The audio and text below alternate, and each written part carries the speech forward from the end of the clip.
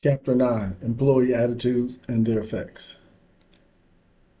LOs, the nature of attitudes and job satisfaction, relationship between performance and satisfaction, job involvement and organizational management, organizational commitment, some positive and negative effects of employee attitudes.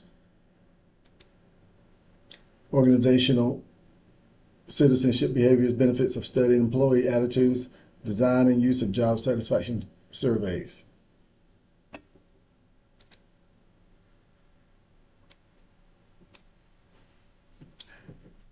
Employee attitudes, negative attitudes, symptom of underlying problems, contributing cause of forthcoming difficulties. So when you see negative attitude, you're seeing it for a reason. There's something going on there, and you need to ask. You don't see it say, "Okay, I see a negative." You should ask the question, "Why is it happening?" Positive attitude results in employee satisfaction, enhances productivity. Again, if you see that, that means good things are happening, and it should be encouraged and nurtured. Entitlement, employees' belief that they are deserve things because their employer owes it to them. Entitlements are something that people believe that they earn by virtue. I'm doing this, that subsequently then you should give me that. The nature of employee entitlement, attitudes, feelings, and beliefs determining how employees perceive their environment, commit themselves to intended actions, and how they behave. So it's realistic. It's all about the attitude. What's their perception? How do they feel? And their perception determines how they feel. And how they feel determines what type of behaviors you see.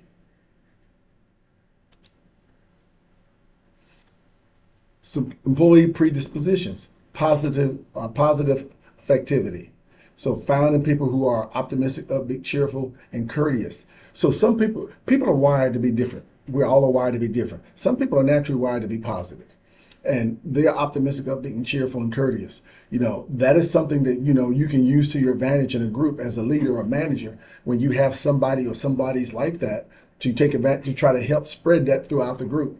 Negative affectivity found in people who are pessimistic, downbeat, irritable, and abrasive. There are some people who, by virtue of how they're wired, they're negative. And I will tell you this: I have seen this too with some people who suffer from some form of mental illness or whatever else, or who may be on medication and things along those lines. That can affect this too.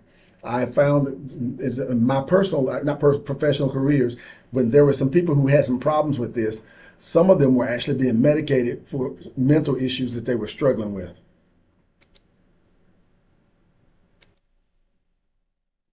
Job satisfaction, a set of behavior or unfavorable feelings about emotions with which employees view their work. So this is and it differs from objective thought. Employees belief about the nature of his or her work. So when you look at job satisfaction, this is how they feel about the job. Do they feel positive about their job, or do they feel negative about their job? And people with high job satisfaction, one of the things I can tell you is this: I actually heard a guy recently tell me that he had that one of his employees had high job satisfaction with him. They got offered a position with another company, slightly more pay, and they turned it down because they enjoyed working for him and they liked the environment that he provided and promoted as a manager. Viewed as overall attitude may fail to bring hidden exceptions to the forefront. So multi-dimensional study ensures employees high satisfaction of one element does not offset high dissatisfaction on another. So somebody can have job satisfaction and you can with a particular duty or task, but not with another duty or task. So don't confuse the two. And job content, the nature of the job context is how they go about doing the job with people. Dynamic factor declines more quickly than it develops. Um, so this is something that a dynamic factor, for instance, is something this happens and is fairly new or whatever. This could be a situation where it declines. In other words, somebody can get really excited about something because it's new, but it may not last. And then problems of the past may creep in. Environmental impact. Environment off the job indirectly influences the feelings of on the job and vice versa, causing a spillover. So environment. This is oftentimes you tell people, don't bring home to work. Well, they do. Because how do you separate the two sometimes? If somebody's having a bad situation at home in their home life, it's kind of hard for them to, like a light switch, to turn it off when they come to work. And what does that happen? Because the spillover occurs in both directions between job and life satisfaction. So when you have these things that intersect the job and the life, things will spill over from work into the job, from home life into the work, and vice versa. If somebody's got a good home life but they got a bad situation at work, that spills over into their home. Importance: knowledge of organizational behavior to be used to build better organizations. So having understanding organizational behavior and understanding people, and that you can use it to your advantage to try to make things better within the organization when you understand how to go about doing it and understanding kind of what is the situation with your organization. Levels of job satisfaction. So influencing variables: age, occupational level, and size of the organization. Satisfaction is higher among people in high level positions in small organizations. So we look at these variables. You can look at the things vary between people's age, occupation, size of organization, the income level, the size of the organizations. Job improvement. So the degree to which employees are immersed in their jobs, invest time and energy in their jobs, job involvement, and consider work a central part of their lives. This is why a lot of times I tell people, you say, well, what's the work-life balance? You can almost throw the work-life out and just say balance, your life, because your life is what you live and your life is what you do when you go to work and that stuff. And how do people feel about their level of involvement? And I can tell you this, when they don't feel good about this situation, they don't get involved much. They back away. Jobs involve employees, belief in the work ethic, exhibit high growth needs, enjoy participating in decision making. So these are all positive things. These are when people are actually involved and they feel good about what's going on. And look, they don't show up late. They come to work on time. They perform well, and and they're good team players. Employees blend in well and fit organizations' ethics and expectations. So this is when things are really going good right there. Organizational commitment: degree to which an employee identifies with the organization and wants to continue actively participating in it. So they believe in the organization, they believe in the mission, they believe in what they do, and they want to actively commit to actually try to make things better. Strong among employees who are longtime members of the organization, have experienced success in the organization, have passed difficult hurdles to successfully entry, work within a committed employee group. This is what that guy with the story I was telling you earlier about when one of my clients said one of his employees had been offered a job at a higher pay. He turned it down because these were the reasons why he turned it down. So forms: effective, positive emotional state in which employees want to exert effort and choose to remain with an organization. It's kind of what I described. Normative: employees stay strong because of strong cultural family ethics. So this is when you find things in different cultures and different groups of people, and it's normative. Well, they stay strong because it's how they were raised, and they have a good work ethic. Continuance: employees stay owning to the high investments in the organizations, the economic and social losses incurred if they leave. Okay, continuance is basically this: I may not love it here, I don't hate it, but I'm not trying to leave because the money I'm making is just so great that I probably can't make this somewhere else.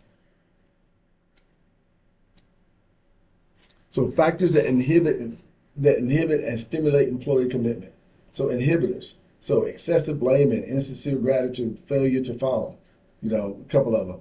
Stimulating: you look at the investments, respect, make employees feel valued. So you can read through those, pause and read through those. Work moods: employees' variable attitudes towards their jobs range from positive to negative and weak to strong and intense. So positive moods result in better customer service, decreased absenteeism, more creativity, and interpersonal cooperation gets affected by manager actions and co-workers' moods. So the moods are, man, I'm telling you, they can, like I said, range from positive to negative. But when you have positive moods, they can make people feel better. There are people sometimes who can feel down, come to work and be around positive people, and all of a sudden they start feeling better. They don't miss work. They come to work and they do good stuff, and they're productive. Employee engagement occurs when employees are concerned for and share a bond with the organization and its success. Volunteering ways to help the organization perform and identify with and get intrinsic satisfaction from the work in the organization. Work passionately towards team goals. Have better safety records. So when you have employee engagement, these people are doing things. Look, they're volunteering. Not only do they do the things they're supposed to do, they do some of the things they don't have to do. They volunteer. They would do things they're not even asked to do because they believe in actually what the organization is, and they want to help the organization because they have some sense of loyalty to the organization, and they believe that the organization has some to them. Employee engagement. Managers stimulate and reinforce it through effective communication, clear job expectation, inspirational leadership, positive relationships with their supervisors, regular feedback, and recognition. All those are self-explanatory. And I will tell you this, when you have this employee engagement, the managers they connect with people two ways. They connect with them as working professionals, but they also connect with them on a personal level. Degrees of employee engagement. So you see disengaged about 55%, engaged 25%, potentially engaged 20%. And see, this is not something that I was shocked to see, because this is a lot of time what you see in organizations where you just don't, a lot of them or managers and leaders just don't engage with their people. Well, or they do enough to try to say we get by. But you can see in the long run, if you think about it, that's not a smart way to go about doing business. Effects of employee attitudes. Dissatisfied employees engage in psychological withdrawal, physical withdrawal, aggression. So that's when these people, they come to work late, they complain while they're there. If they can leave early, they will. They don't participate in anything. There's nothing they volunteer for. And you may see some aggression between them and others, primarily coming from that person. Satisfied employees provide more than what is required of them, have good work records, pursue excellence in all areas. So satisfied employees they're happy, and they will do things. They will volunteer, and they will do things they're not asked to do, stuff to try to make things better.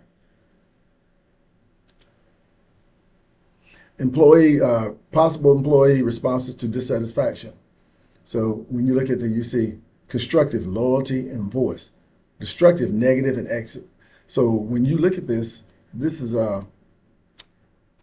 when it's constructive, people will be loyal to an organization, because what they'll tell you a lot of times, they think the organization is loyal to them, and they have a voice. They can talk about things within it. They can bring problems and issues and concerns to the forefront. And destructive is negative.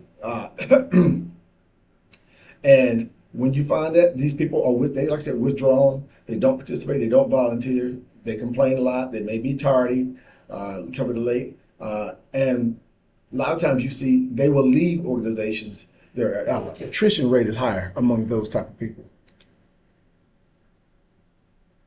The performance satisfaction loop. So we look right here, and we start with, look at this, let's go up here to the top. So we see performance, rewards, perception of satisfaction. And below that, you see greater or lesser effort, greater or lesser commitment. And below that, look what happens when you get that greater or lesser commitment. Turnover, absenteeism, tardiness, theft, violence, poor organizational citizenship. That's what all managers want to try to avoid, organizations try to avoid. Turnover, proportion of employees leaving the organization during a given time. Negative effects, separation costs, training costs, vacancy, replacement costs, moral effects. So if you're constantly having turnover or high turnover, it is a lose situation, lose-lose situation, because it's costing you. You're constantly always trying to have to hire new people and retrain. By the time you get them trained, then they leave. So functional effects, more opportunities for internal promotion, removal of disruptive employees, infusion of expertise from new employees. So you do get some things where you are happening. But I can tell you this, if the turnover rate is too high, you can't hardly hire enough fast enough to replace some people.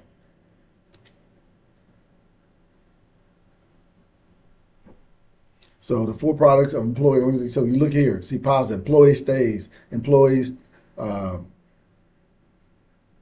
employees terminated. You got up here. Somebody, employee stays a good one, bad one is terminated. Negative down here, employee leaves voluntarily. Employee leaves by mutual agreement. So you can see when you look at this, right here, you see the positive.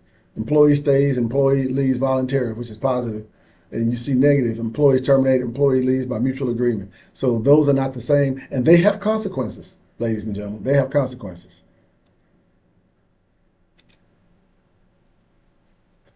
Achieving lower turnover, which should be the goal of everybody.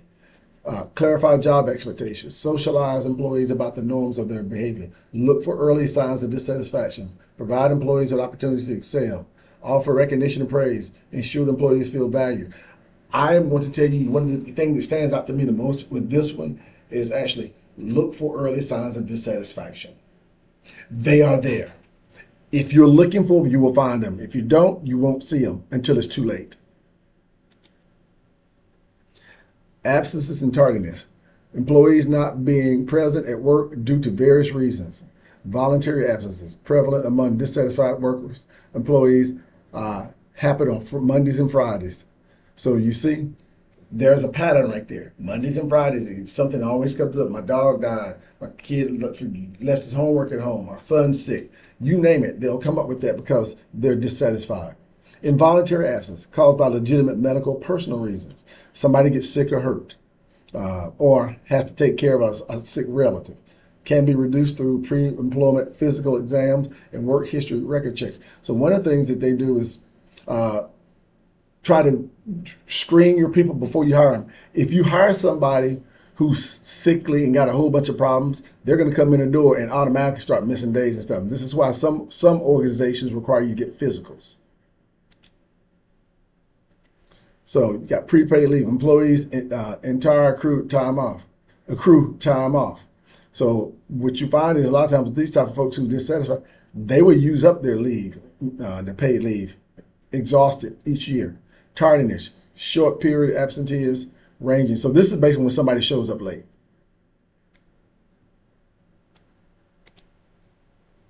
So we got the physical withdrawal we talked about. Impedes timely completion of work. So they don't get work done timely. If they have a job, a task to do, and they're supposed to get it done with a certain amount of time, a lot of times they don't. Disrupts productive relationships with coworkers. And this causes a problem with the coworkers because the coworkers are there on time, do what they're supposed to do, get their stuff done, and this person doesn't. So it creates a problem there. Presentism. Employee comes to work despite troublesome physical and emotional health conditions that substantially affect their performance. And this is a problem as well because they're not at their best. Think about it, then they're not going to do their best job or their best work. And realistically, they're probably just bringing problems to work and making things work, making things worse. Theft. Of course, we know what theft is. Stealing, taking things that don't belong to someone. Rule bending. This is when people will start cutting corners like, okay, we get a 10-minute break every hour. Well, they taking 15. You know, they take too long on the lunch break. They talk too long on the phone, personal stuff. So you find the rule bending as well.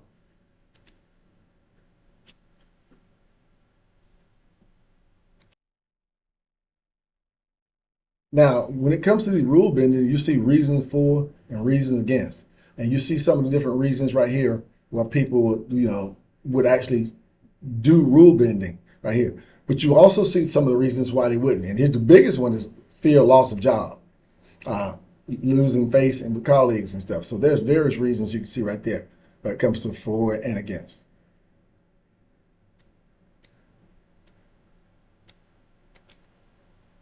And this is something right here, if things get really bad and they're allowed to fester, you can see violence. And you can see violence in the workplace. And it can be against coworkers, customers, strangers. And it's all generated by the stress of somebody's carrying something around with them. And It's basically a ticking time bomb that you kept on the job. And this is what happens when you do that. So organizational citizenship behaviors, discretionary and helpful actions above and beyond the call of duty, called pro-social behavior, promotes the organization's success, features spontaneity, uh, voluntary nature, constructive impact on results, unexpected cooperation to others. This is where, when somebody feels good, basically being a good citizen in the workplace. And they will do things that you don't have to ask them to do, because they're just, if they see something needs, give you an example, if they're in the parking lot, they see some trash out there and they pull up, they'll pick it up. Why? Spontaneity.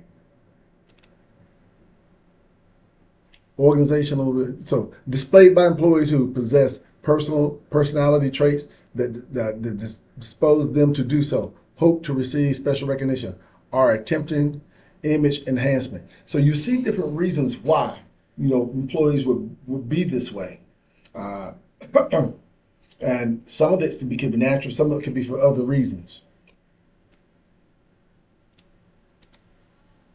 Emotional contagion. So automatic and unconscious spread of attitudes and feelings from one person to another. Negative attitudes are more influential than positive ones.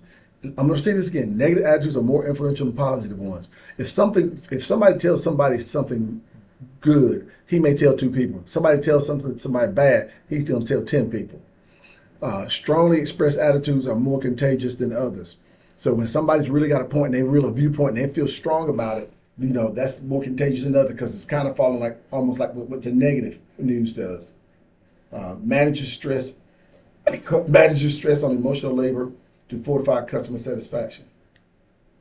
So there's always going to be that thing where managers are going to be, make sure that, hey, there's this old saying, the customer is always right. Well, there's pressure and stress associated with people making sure that is an accurate statement.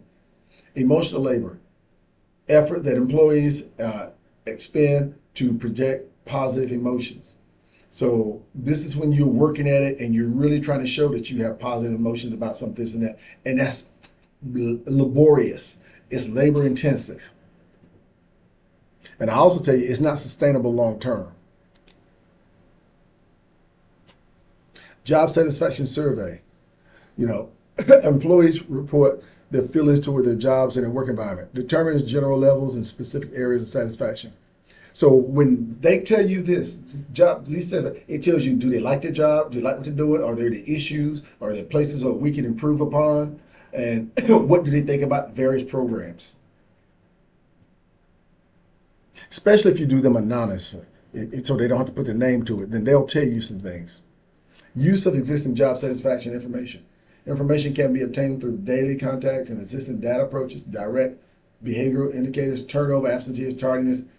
So when you look at data, it tells you a story if you're looking for it and if you're looking closely. And when you look at, okay, why this group has a lot of turnover, this group has a lot of absenteeism, we have a lot of folks coming in late, we got a lot of people filing grievances in the group. Okay, the next question should be why? And the data will actually show you where the red area is, where the problem is. Now you got to figure out why. Indirect indicators, medical and training records, exit interviews and reports, level of employee activity and suggestion programs. So you want this information and stuff where you can get this from people. This is one of the reasons why a lot of people value exit interviews and reports, and also suggestion boxes and stuff where people can put stuff in there. Critical elements of job satisfaction: reliability. So capacity of survey instrument to produce consistent results, regardless of who administers it, when someone responds to it. Okay, what you want to make sure is reliable, whether Tom, Dick, Harry, Mary, or Sally actually administers the survey. It's still going to be valid. No matter who takes it, it'll be valid. It'll be reliable.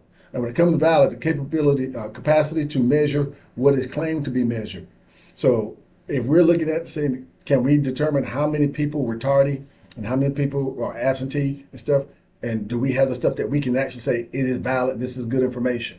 And do we have ways to do that? Yes, we do.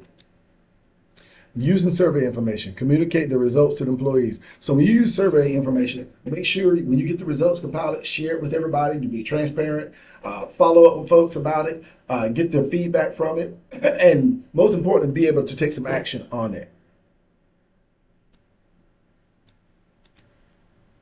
Company intranet, in-house version of the internet. Accessible only by employees only. Transmits attitudes, surveys, and results. Enables quick implementation. Improves response rates. Handles multiple problems. Provides comments to open-ended questions. Drawback: abbreviated language used by Gen Y respondents and participating in written inputs. So this is something that it can be useful, and when it's actually set up through in-house. And a lot of times that's what it is, set up in-house, and people can use it, transfer information. It can be ascertained pretty quickly. People respond to it more. But you do run into situations where you have some people who use different language. And I'll give you an example. That could be cultural, that could be generational, that could be occupation driven. Give you an example, somebody who may be been in the military and they speak, well, they still may use a bunch of military jargon, or someone who may be in law enforcement when they write. That would be a problem. Changing employee attitudes. Tie rewards to performance. If you want to change your attitudes, you got to use positive reinforcements. Okay, support them, have contact, communicate with them. Tie rewards to the performance. If they do good, then they're compensated for it some way. It may not be, let's say, it may not be a bonus check. It may be they earn an extra vacation day or something, or a plaque or a certificate. But when you show concerns for these people and their feelings, and you take into consideration how they think about stuff, all that stuff helps to change the attitudes of the people that works for you.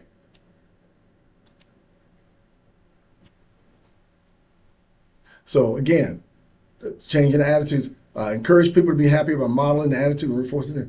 Appreciate citizenship behavior. When you see people who display good citizenship behavior within the workplace, my thing is acknowledge that and acknowledge that and get it out there and let others see. Provide new data to counter any misinformation that employees may be out there. So if employees are talking about things and they believe something, or the grapevine is saying that this is going on, and you know it's not true, then find some data, some hard data to give them. Because here's the one thing I tell people: if you're not telling your employees or your people the story, somebody else is, and you may not like what they're saying. That concludes this chapter.